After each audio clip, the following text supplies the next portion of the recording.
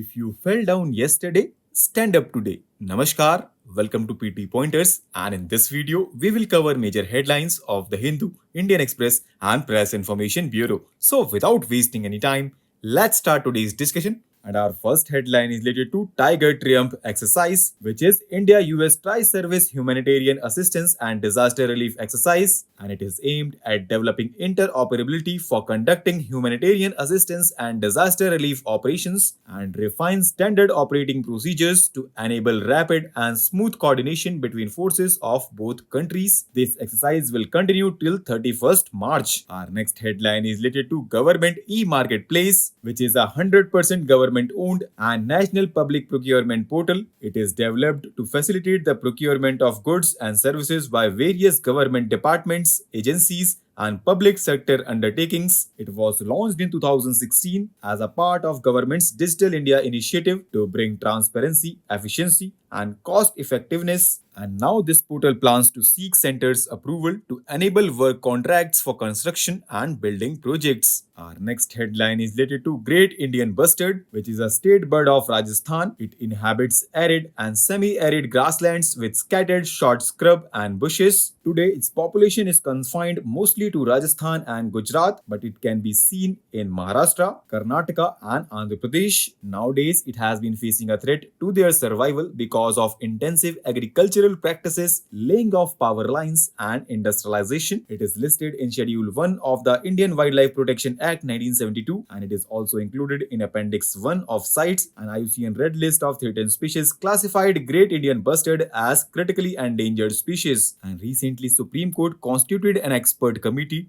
to balance the conservation and protection of Great Indian Bustard. Our next headline is related to C-Vigil app, which is an innovative mobile application for citizens to report model code of conduct and expenditure violations during the elections. C-Vigil stands for Vigilant Citizen, and it emphasizes the proactive and responsible role citizens can play in the conduct of free and fair elections, and it was launched by Election Commission of India. And do you know, friends, since the announcement of general elections 2024, more than 79,000 complaints have been received so far. Now, recently, second edition of India, Mozambique, Tanzania Trilateral exercise concluded. It was a week-long exercise which underscores the importance of enhanced maritime cooperation and interoperability between navies of India, Mozambique, and Tanzania. Our next and last headline is related to Bharatratna, and it is in the news because President of India will present the Bharatratna Awards at Rashtrapati Bhavan, and it will be awarded to former Prime Ministers Chaudhary Charan Singh, P.V. Narasimha Rao, former Bihar Chief Minister Karpuri Thakur, eminent scientist M.S. Swaminathan,